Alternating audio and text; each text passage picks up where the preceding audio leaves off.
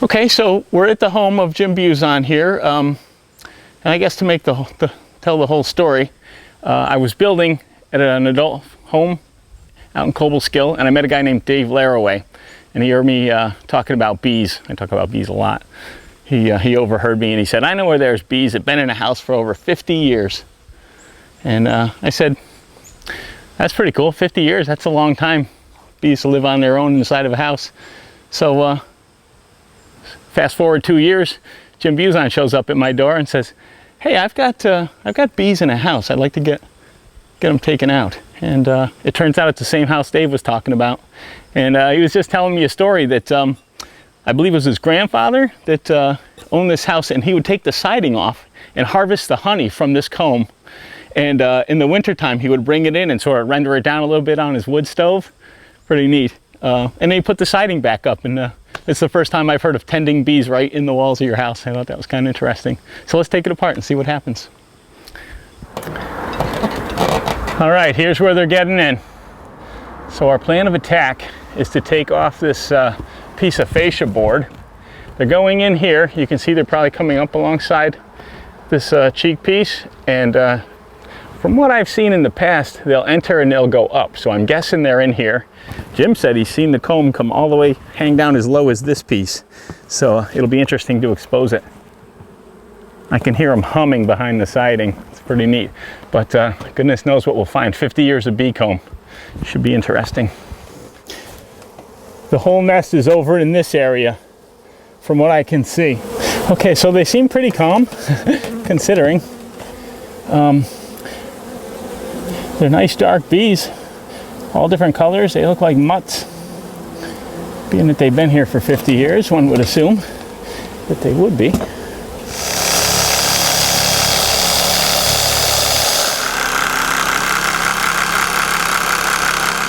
There are no bees in this bay, and no bees in this bay, so they're encompassing this narrow patch, and well, we're right above the window, so we'll see how far down they go. Okay, this is kind of interesting. There's a tar paper behind this piece of siding here. I think they've just devoured it farther up, but made the siding piece come off nice and clean, and they've adhered comb, I don't know if you can see that, to the back, and they even have some honey stored in it.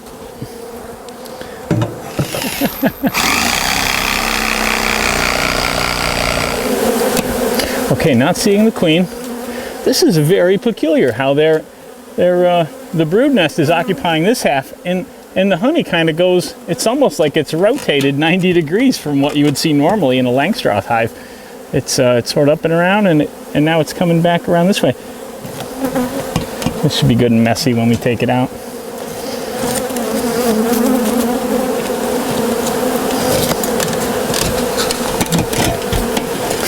Maybe they stopped at the header. I don't know. Okay, I see the bottom of the nest. It looks like the bottom of this comb is right here. There's nectar in it. Boy, these things are so jam-packed in there. Okay, I'm going to remove one more piece. It'll give us good access both ways.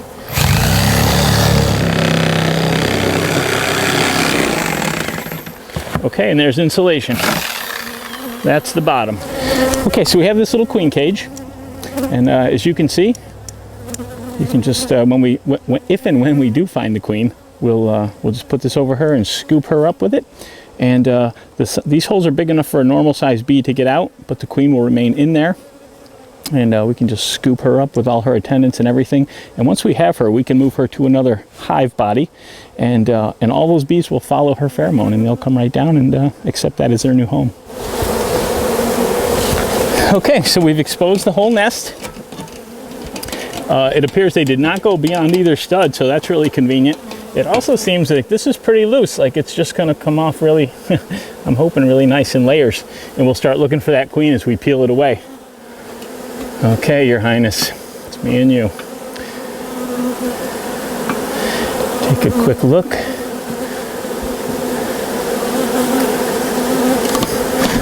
All right, let's see.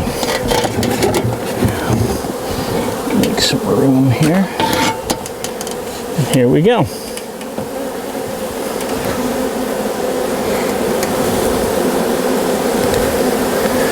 Okay, this is beautiful. The whole thing is coming.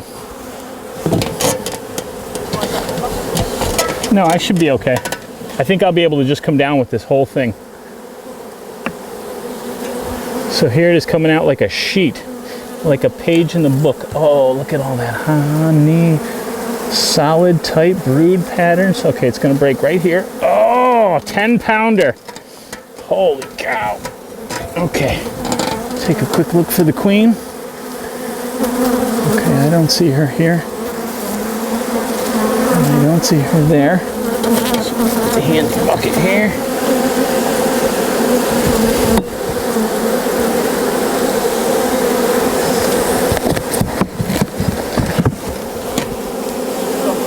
So that's what happens when you drop a flat bar into the next bay.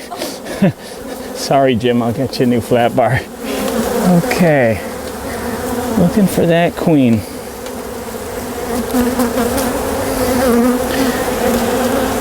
There's a nice chunk of brood comb right here. It's lots of pollen, clean, polished up cells ready for new eggs, or looks like more pollen. Depends on who gets here first. Okay, no queen. And I don't really see her on this side. We'll continue our hunt. Okay, we're well into the brood nest here. This whole thing is surrounded by honey. This is so bizarre. It's like the whole thing is turned up on its side. This is really intriguing to me. Oh, the whole thing feels so alive. It's just vibrating. The bees are just rolling off it.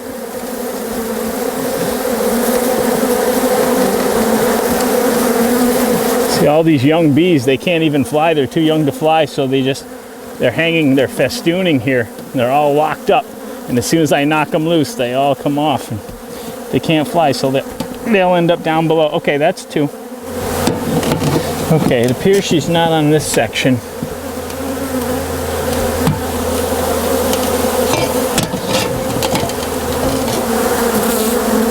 I'm really fascinated by these survivors. You know, the fact that they've lived here untreated for 50 years or more.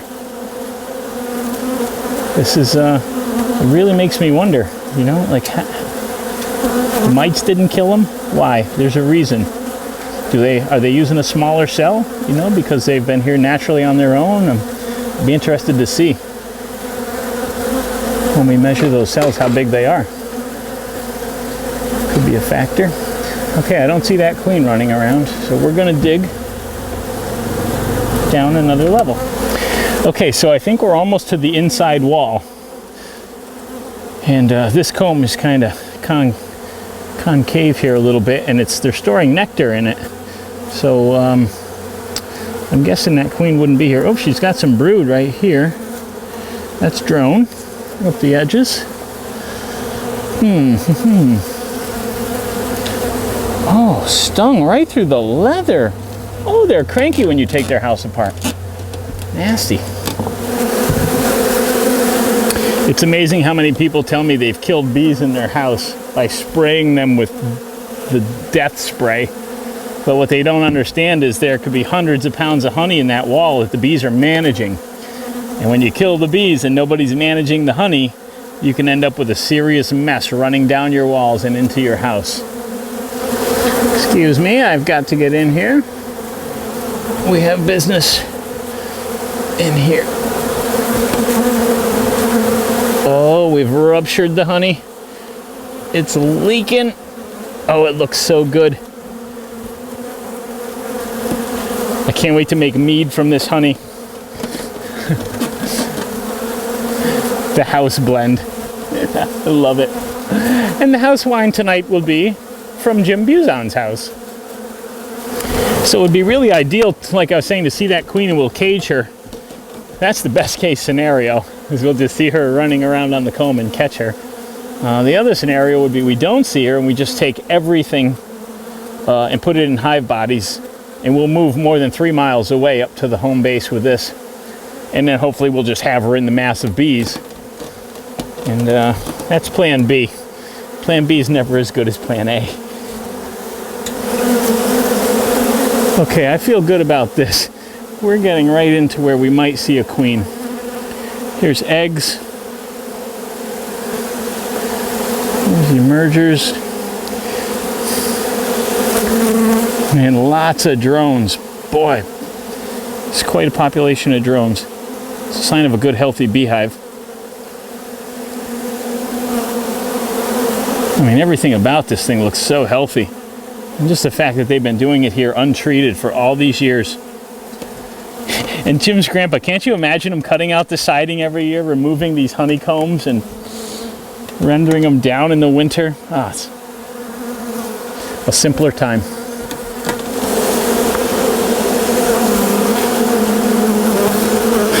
Another sheet of honey.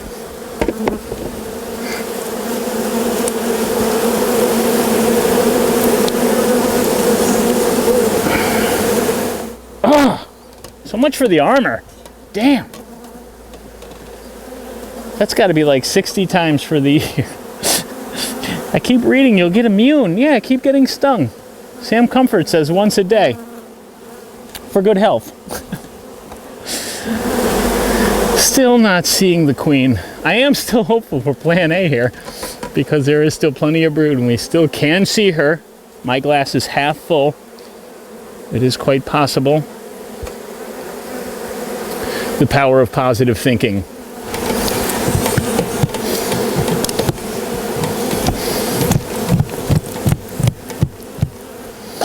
Oh, there's wood siding on the inside. We're definitely down to the bottom.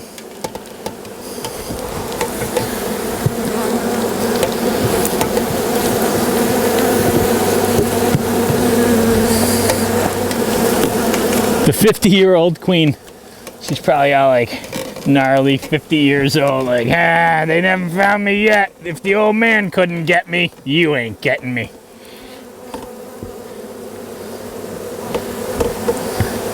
We'll see about that, you old bag.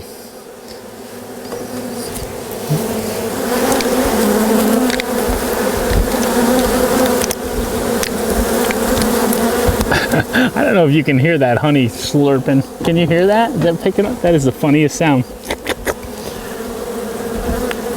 I really believe if we're going to see her, it's going to be like right in this last piece of the brood nest that we take apart. And there's still a lot of it there, so she might be here.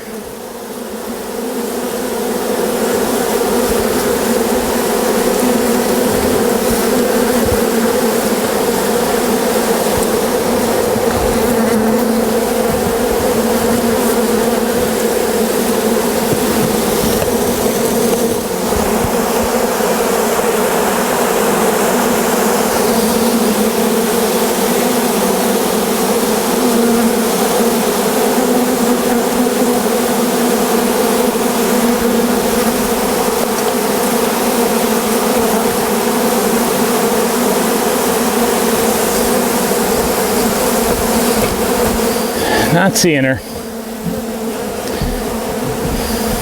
So plan B again would be just move those boxes of comb and as many bees off the comb up as we can and hope that she made it. We'll put a new hive body on top and see, maybe they'll work their way right up into it. Okay, so we're about wrapped up here. Plan A did not come to fruition. We did not find the queen. That doesn't mean we don't have her on that brood nest down in those two boxes. I'm hoping that we have her in there. And what we're going to do to catch the rest of these foragers is I have some ladder brackets I'll put up here, and we're just going to put those piles of comb right up here for the night. And I'm hoping all the foragers come in and they'll get into the comb. Maybe they'll smell the queen in there, and then we'll just seal them up and we'll run them up the yard, up to my yard, and we'll be done with it. And then Jim can get to sealing up his house here, and after 50 years, the bees are finally gone.